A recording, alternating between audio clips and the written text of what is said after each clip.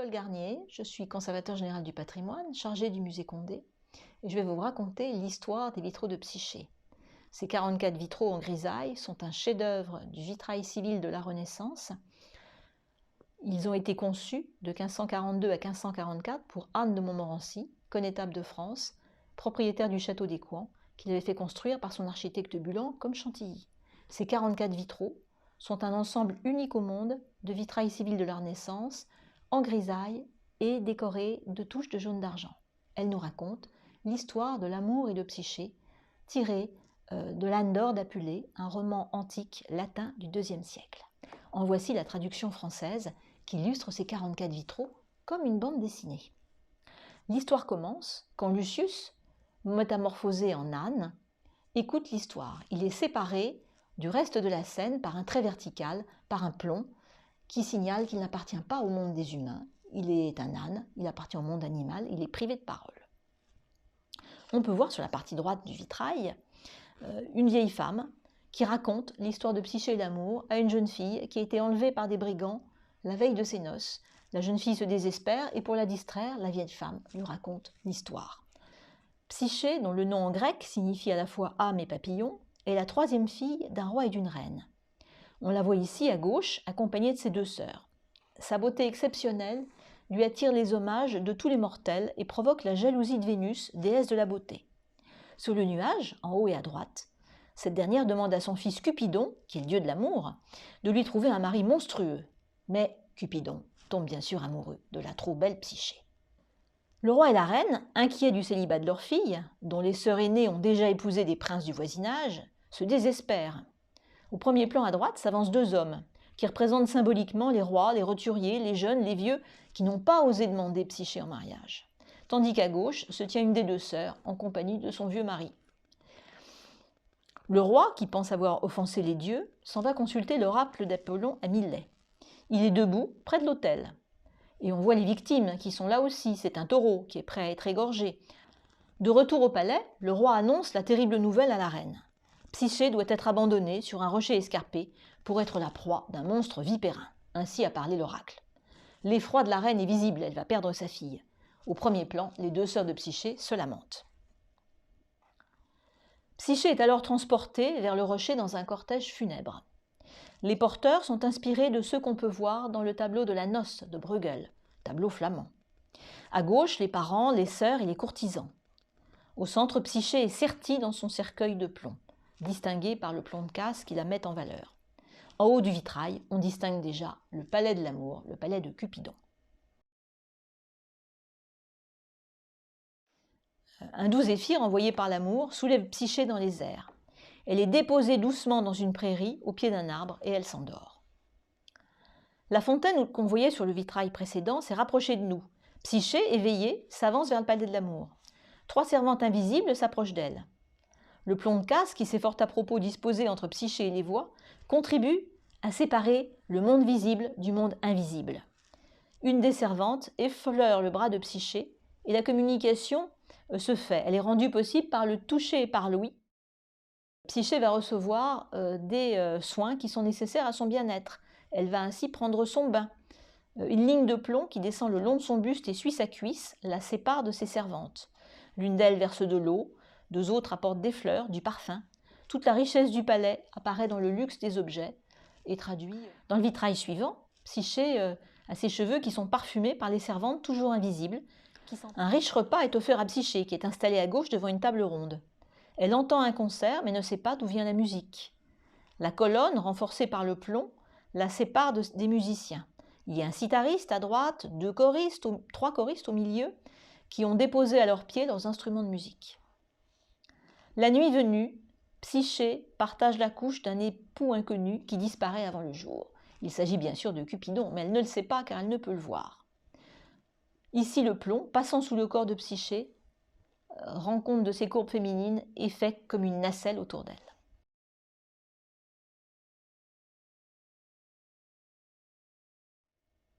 Le lendemain matin, devant le lit défait, les servantes s'affairent autour de Psyché. Comme dans les scènes précédentes, une seule servante conserve un étroit contact avec elle, mais Psyché ne les voit toujours pas. Là encore, le toucher se substitue au regard. Dans le vitrail suivant, malgré le luxe qui l'entoure, Psyché s'ennuie.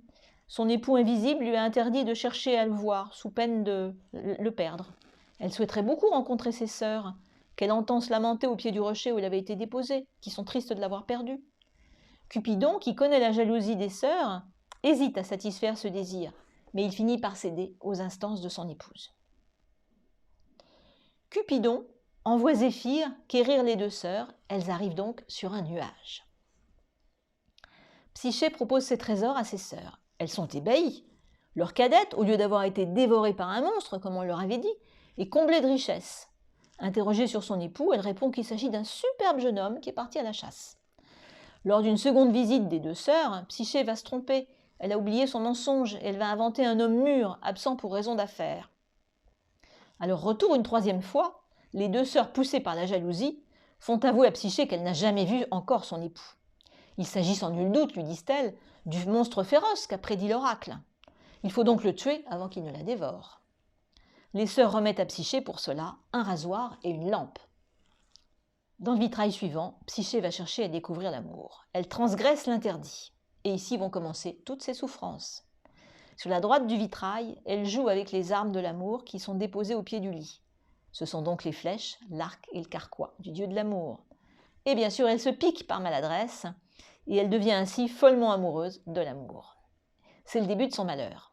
Ensuite, elle monte sur le lit et à la faveur de la lampe à huile qui éclaire la scène, elle va essayer de voir son époux. Elle découvre un magnifique jeune homme. Mais la lampe tremble, une goutte d'huile brûlante tombe sur l'épaule de l'amour. Et donc, elle réveille le dieu qui s'envole sur la gauche du vitrail par la fenêtre, cependant que Psyché, affolée, cherche à le saisir par le talon, par la cheville. Elle cherche à le retenir.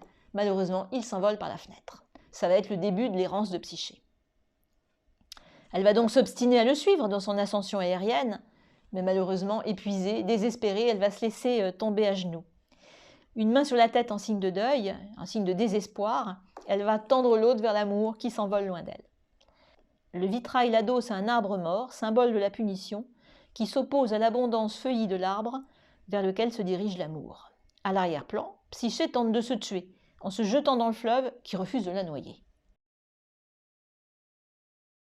Psyché rencontre ses deux sœurs. Elle leur conseille perfidement de se rendre au rocher pour être emportées par le Zéphyr jusqu'au palais de l'amour.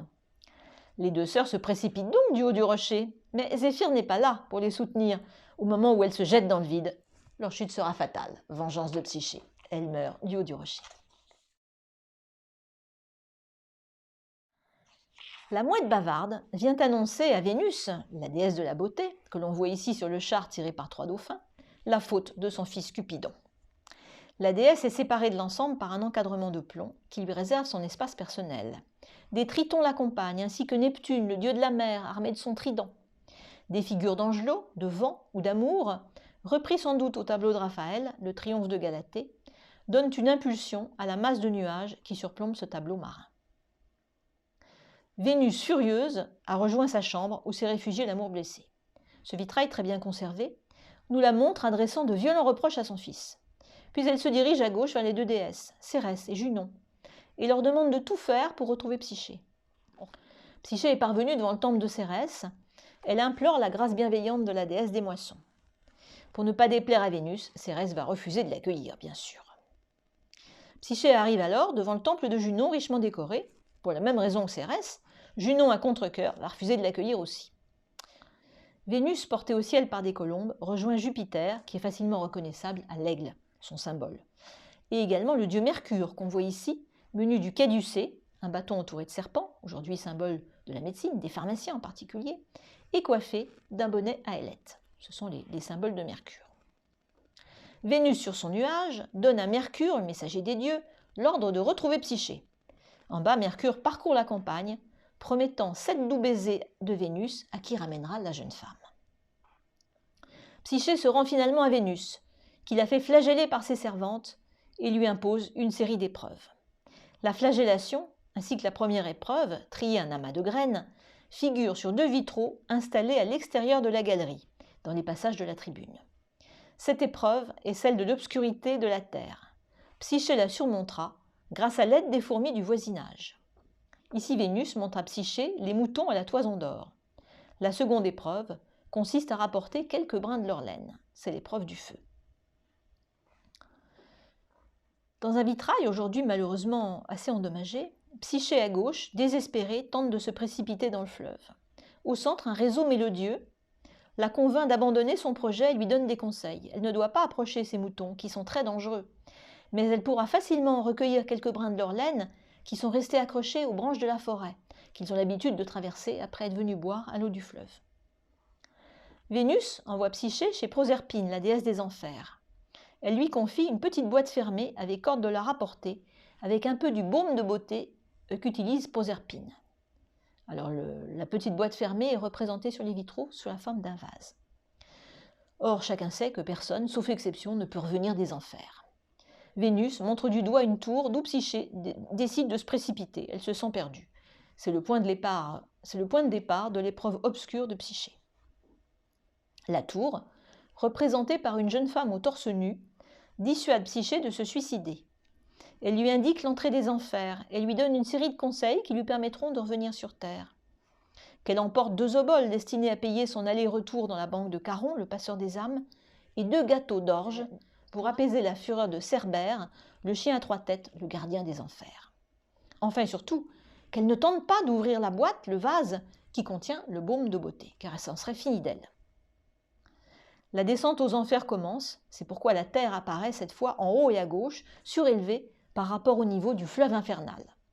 Psyché est debout sur la barque, à droite, le passeur, Charon, rame pour l'emmener vers les enfers, tandis qu'à gauche, un soldat, probablement mort à la guerre, se tient sur le bateau à ses côtés. Psyché s'enfonce vers la demeure de Proserpine. Elle refuse, comme lui avait recommandé la tour, d'aider l'ânier à ramasser son chargement. Elle risquerait en effet de laisser tomber le gâteau et de compromettre ainsi son retour dans le monde des vivants. Psyché passe imperturbable devant les 3 parcs, à l'arrière-plan.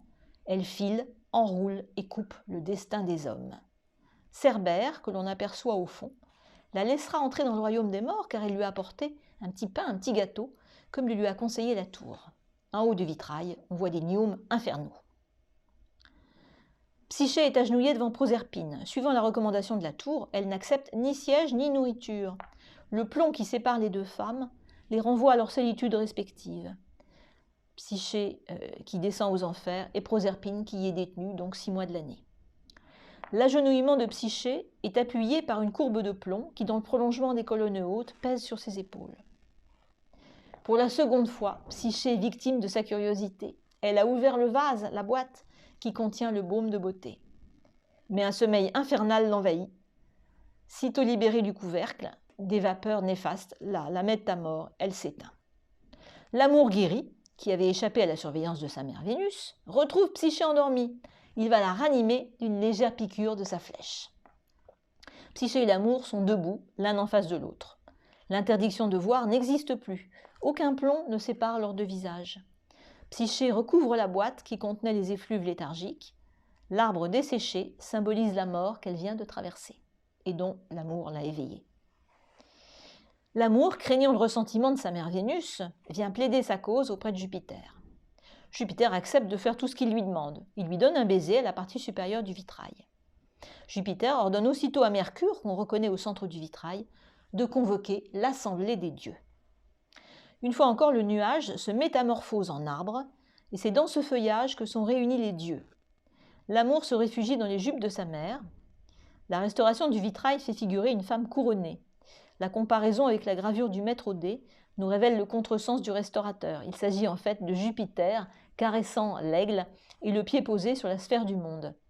À 2 reprises, nous assistons à l'arrivée de Psyché, conduite par Mercure, dans la partie inférieure droite et dans le coin supérieur gauche. C'est le banquet des dieux, au cours duquel Psyché va goûter à l'ambroisie, qui va la faire devenir immortelle. 3 nymphes jettent des violettes sur les convives.